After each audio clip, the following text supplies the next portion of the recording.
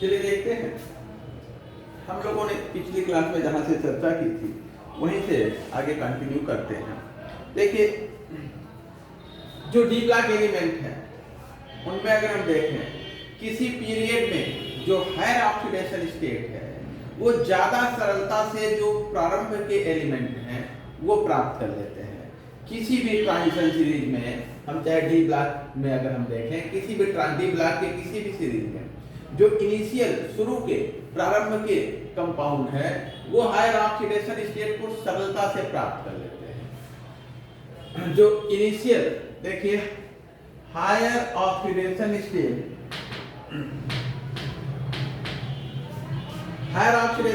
जो है वो किसी भी कंपाउंड द्वारा सरलता से प्राप्त कर ली जाती है, सॉरी किसी भी एटम द्वारा उन एटम द्वारा सरलता से प्राप्त कर ली जाती है जो शुरू में है, प्रारंभ में है। तो in a period higher oxidation state is attained more easily for the beginners and it is more difficult for late members। किसी भी ट्रांजिशन सीरीज में जो प्रारंभ के एलिमेंट हैं वो हायर ऑक्सीडेशन स्टेट को सरलता से प्राप्त कर लेते हैं। उनकी तुलना में जो देर से है, जो लास्ट के हैं, बाद के हैं, उनकी तुलना में प्रारंभ के एलिमेंट सरलता से हायर ऑक्सीडेशन स्टेट को प्राप्त करते हैं। अगर हम प्लेटिनम को देखें, प्लेटिनम ये ट्रांजिशन सीरीज में बाद में आता है। अगर प्लेटिनम की स्थिति देखें तो ये जो है प्लेटिनम, गोल्ड और मरकरी, ये जो तीसरी ट्रांजिशन सीरीज है उसमें सबसे लास्ट में मरकरी आता है, उसके ठीक पहले गोल्ड और गोल्ड के पहले, यानी कि अंत से तीसरा, ये थर्ड ट्रांजिशन सीरीज में अंत से तीसरा एलिमेंट है। तो जो राइट साइड के एलिमेंट हैं वो लोअर ऑक्सीडेशन स्टेट को प्रेफर करते हैं। देखिए उनको जो है वो हायर ऑक्सीडेशन स्टेट मुश्किल से प्राप्त करते हैं। It is more difficult for the late member, ठीक है, हायर ऑक्सीडेशन स्टेट प्राप्त करने के लिए। तो अब PTF6 में प्लेटिनम का ऑक्सीडेशन स्टेट क्या है? 6 है, ये हायर ऑक्सीडेशन स्टेट में है। और जो राइट साइड के एलिमेंट हैं किसी भी ट्रांजिशन सीरीज में वो हायर ऑक्सीडेशन स्टेट प्राप्त नहीं करना चाहते हैं। वो कौन सा प्राप्त करना चाहते हैं? लोअर ऑक्सीडेशन स्टेट प्राप्त करना चाहते हैं। अर्थात प्लेटिनम जो है +6 ऑक्सीडेशन स्टेट से +4 ऑक्सीडेशन स्टेट में सरलता से आना चाहता है, ठीक है, क्योंकि इसका higher oxidation state less stable, lower more stable. ये हायर से लोअर में, हायर को कम प्रेफर करता है। जब हायर से लोअर में आएगा तो इलेक्ट्रॉन को ग्रहण करेगा, इलेक्ट्रॉन को लेगा, अर्थात यह जो है ऑक्सीडाइजिंग एजेंट का काम करेगा। तो देखिए PTF6 is a powerful oxidizing agent due to the contraction of n-1 d orbital around a period। किसी पीरियड में हम जब लेफ्ट टू राइट चलते हैं तो d ऑर्बिटल का कंट्रैक्शन होता है, संकुचन होता है, जिसको हम लैंथेनाइट कंट्रैक्शन के नाम से जानते हैं। और उन्हीं कंट्रैक्शन के कारण जो है इनका जो ऑक्सीडाइजिंग पावर है वो बढ़ता जाता है, इनका ऑक्सीडाइजिंग पावर अधिक होता है, ये इनकी इलेक्ट्रॉन लेने की टेंडेंसी अधिक होती है। Higher oxidation state is favoured in the heavier transition metals occupying the left bottom corner। जो हायर ऑक्सीडेशन स्टेट है, उच्च ऑक्सीकरण अवस्था, जो हैवियर ट्रांजिशन एलिमेंट्स हैं, नीचे के ट्रांजिशन एलिमेंट्स हैं बाईं साइड में, वो प्रेफर करते हैं। और राइट साइड वाले क्या प्रेफर करते हैं? लोअर ऑक्सीडेशन स्टेट प्रेफर करते हैं। देखिए higher oxidation state is favoured in heavier transition metals occupying the left bottom corner of the D block in the periodic table। D block में जो left corner पे fourth transition series, third transition series के element हैं वो जो है higher oxidation state, और जो बाद में है राइट साइड में है वो लोअर ऑक्सीडेशन स्टेट प्राप्त करना पसंद करते हैं। ये रहा। अब आगे देखिए ये जो है ये फर्स्ट ट्रांजिशन सीरीज है, ये सेकंड है, ये थर्ड है, इसके बाद फोर्थ होगा। तो इसमें जो नीचे के ये एलिमेंट है, हॉफनियम है, टैंटलम है, टंगस्टन है, जो लेफ्ट साइड के हैं वो कौन सा oxidation state, high oxidation state प्राप्त करना चाहते हैं। और जो राइट वाले एलिमेंट है इस साइड के हायर राइट वाले, ये लो ऑक्सीडेशन स्टेट प्रेफर करते हैं। इसलिए अगर ये लो ऑक्सीडेशन स्टेट में है तो रिड्यूसिंग एजेंट की तरह बिहेव करते हैं, और ये हायर ऑक्सीडेशन स्टेट में है तो ऑक्सीडाइजिंग एजेंट की तरह बिहेव करते हैं। नेक्स्ट पॉइंट देखा जाए, जो रिलेटिविस्टिक एक्सपेंशन है डी ऑर्बिटल का, हेवियर जो ट्रांजिशन मेटल्स हैं उसमें, वो फेवर करता है आयोनाइजेशन हायर ऑक्सीडेशन स्टेट के लिए। देखिए जो एक्सपेंशन है डी ऑर्बिटल का, रिलेटिविस्टिक एक्सपेंशन, यानी जब बाहर का s अंदर की तरफ पेनिट्रेट करता है तो डी ऑर्बिटल बाहर की तरफ भागता है। हमने कल हल्की चर्चा की थी। ये सपोज कर लें डी ऑर्बिटल है और ये s ऑर्बिटल है, ये n-1 d है और ये ns है। तो जब s ऑर्बिटल का इलेक्ट्रॉन अंदर की तरफ, जैसे इसका हम अगर डायग्राम बनाएं, ये रेडियस है, और अगर हम इसका डायग्राम बना दें इस तरह से, तो यहाँ तो ऑर्बिटल हो गया, यहाँ पे भी देखिए कुछ नोड हैं, तो ये अंदर की तरफ न्यूक्लियस के नजदीक भी पहुंचता है s सबशेल का इलेक्ट्रॉन, तो इसको बाहर की तरफ रिपेल करेगा, यहाँ का इलेक्ट्रॉन इनको रिपेल करेगा, तो इनका एक्सपेंशन हो जाता है। और एक्सपेंशन का मतलब ये न्यूक्लियस से दूर जाता है, s ऑर्बिटल न्यूक्लियस के नजदीक आ रहा है तो ये न्यूक्लियस के दूर जा रहे हैं। और जो निचले मेंबर हैं लेफ्ट साइड के, उनका ये डी सबसेल का इलेक्ट्रॉन सरलता से न्यूक्लियस से दूर होने के कारण निकलता है, इसलिए इनका जो आयोनाइजेशन है वो हायर ऑक्सीडेशन स्टेट को फेवर करता है। आयोनाइजेशन एनर्जी कम है, सरलता से इलेक्ट्रॉन कई निकल जाते हैं और ये हायर ऑक्सीडेशन स्टेट को प्राप्त करता है। नेक्स्ट देखते हैं,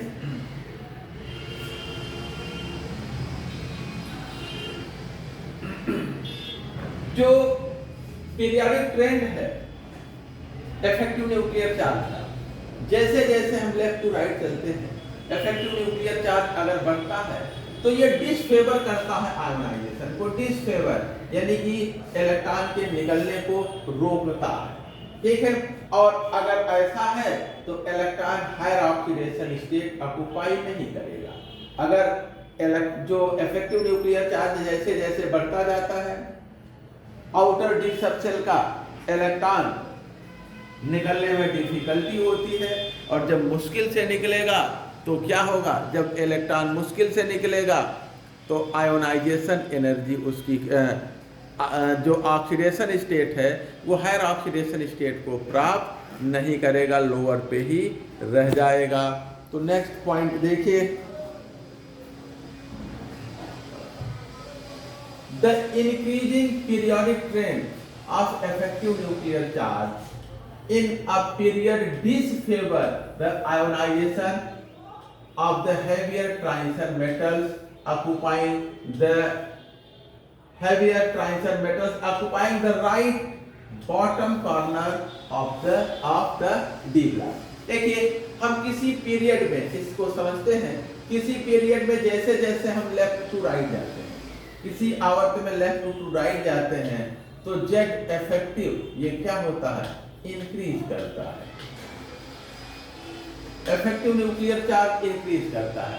जब इफेक्टिव न्यूक्लियर चार्ज इंक्रीज करता है तब यह आयोनाइजेशन एनर्जी भी बढ़ती है, आयोनाइजेशन एनर्जी क्या करती है, इंक्रीज करती है।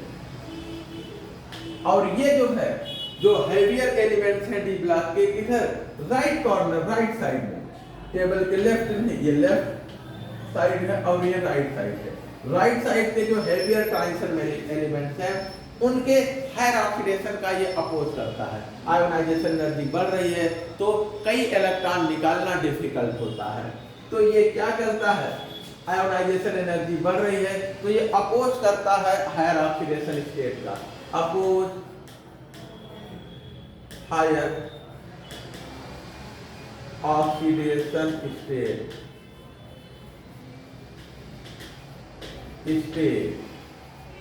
of heavier transition metals of right side, heavier transition metal of right side, table में राइट साइड में जो है उनके हाई ऑक्सीडेशन स्टेट को ये अपोज करता है। नेक्स्ट देखिए, इसलिए जो राइट साइड में है, राइट साइड के निचले ट्रांजिशन मेटल्स लो ऑक्सीडेशन और लेफ्ट साइड के जो निचले ट्रांजिशन मेटल्स हैं वो जो है हाई ऑक्सीडेशन को प्रदर्शित करते हैं। दिस इज व्हाई, इसी कारण से higher oxidation state is particularly favoured for the transition metals of the left corner of the D block element.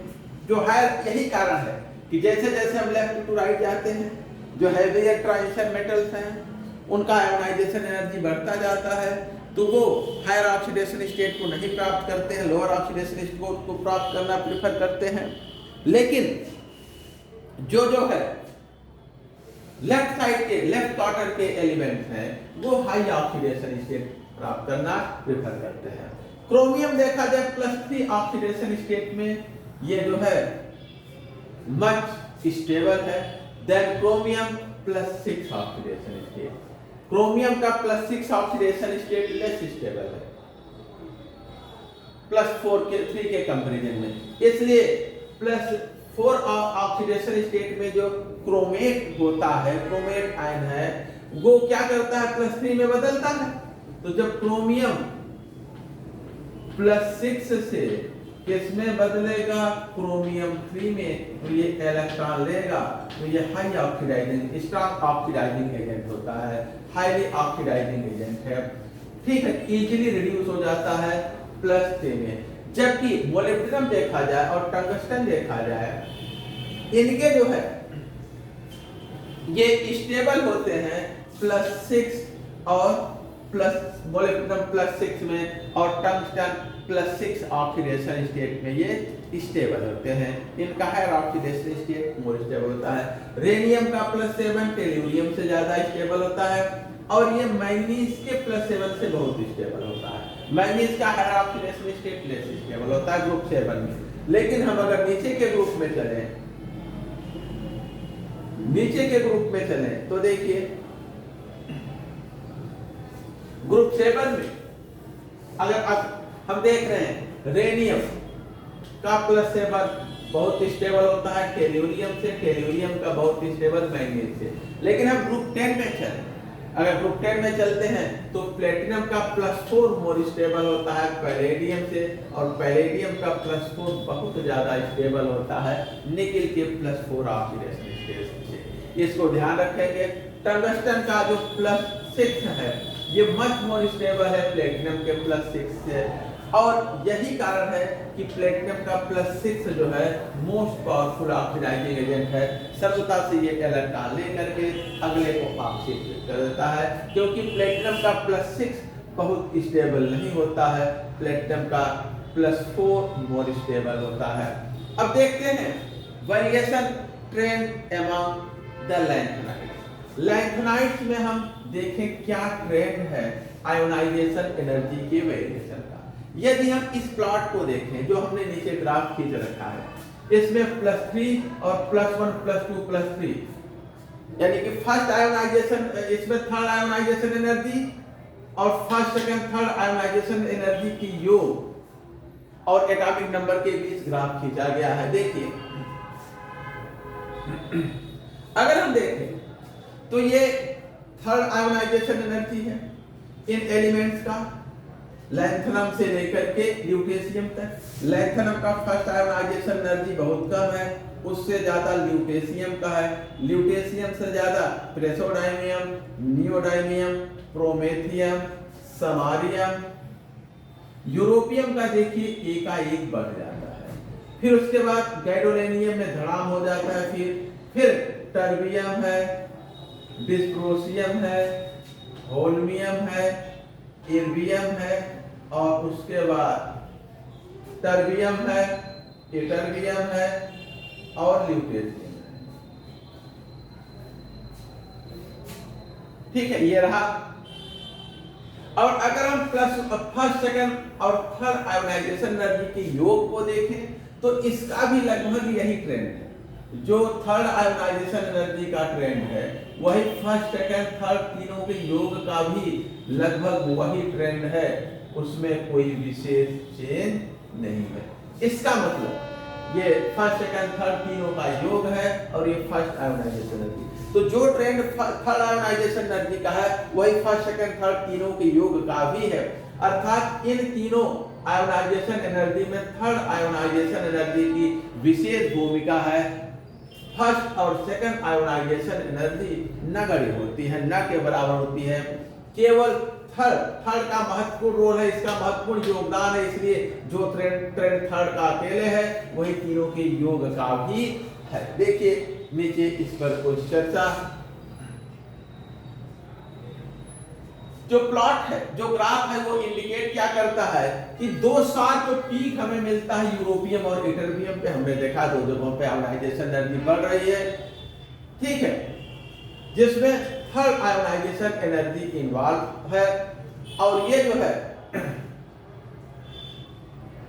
तीसरे इलेक्ट्रॉन को रिमूव करने के लिए थर्ड आयोनाइजेशन जो हम एनर्जी देते हैं वो थर्ड आयोनाइजेशन एनर्जी है। लेकिन अगर हम 4f7 में और देखें जिसमें 4f में 7 इलेक्ट्रॉन है और 4f में 14 जो फुल फिल हाफ फिल है, तो उनमें आयोनाइजेशन एनर्जी एकाएक बढ़ जाती है।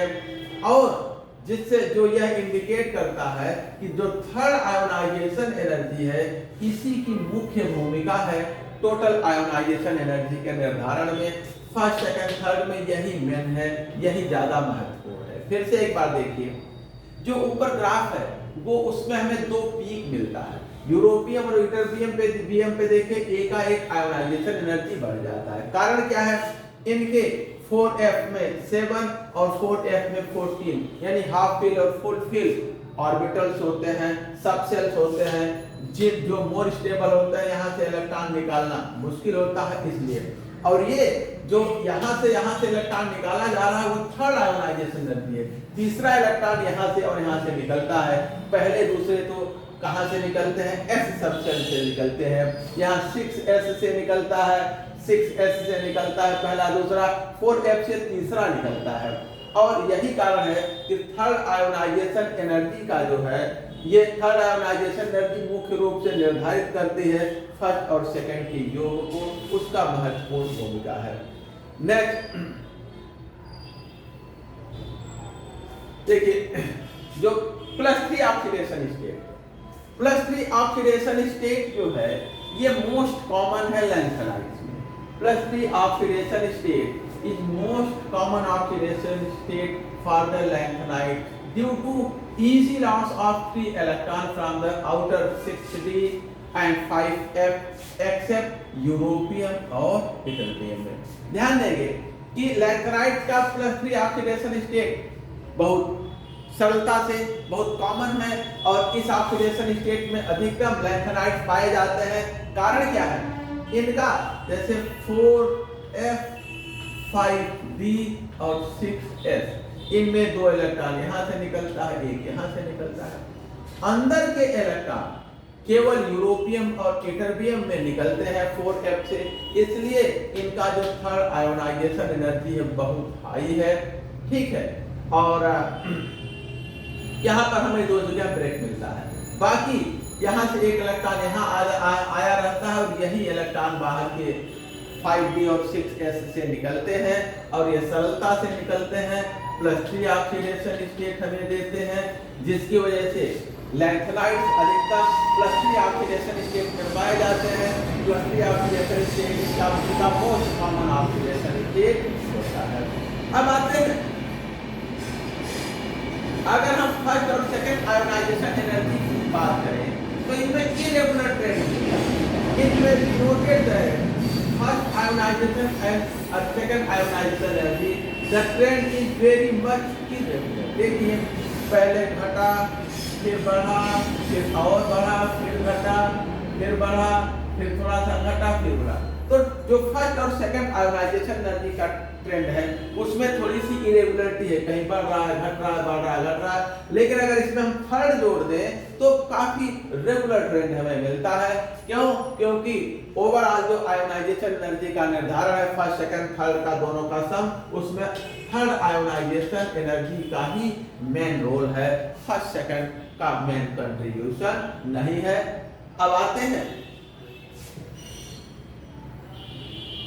फर्स्ट और सेकंड आयोनाइजेशन एनर्जी का ये ट्रेंड है। देखिए इधर आके ये तेजी से ढलान होता है, इधर तेजी से बढ़ जाता है, इरेगुलरिटी है इनमें, घट रहा है, फिर कांस्टेंसी लगभग है, फिर बढ़ रहा है, फिर घट रहा है, फिर बढ़ा घटा, फिर बढ़ा यहाँ घटा। बहुत रेगुलर ट्रेंड नहीं है इनमें। लेकिन जब थर्ड मिला देते हैं, थर्ड का क्योंकि मेजर रोल है, तब जब तीनों मिल जाते हैं फिर एक रेगुलर ट्रेंड हमें ओवरऑल आयोनाइजेशन एनर्जी में मिलता है। नेक्स्ट देखते हैं कौन कौन से केसेस हैं जो डिस्टर्ब करते हैं, फ्लॉट करते हैं, गंदा कर देते हैं जो जनरल पीरियोडिक ट्रेंड है आयोनाइजेशन एनर्जी का। The cases which flout the general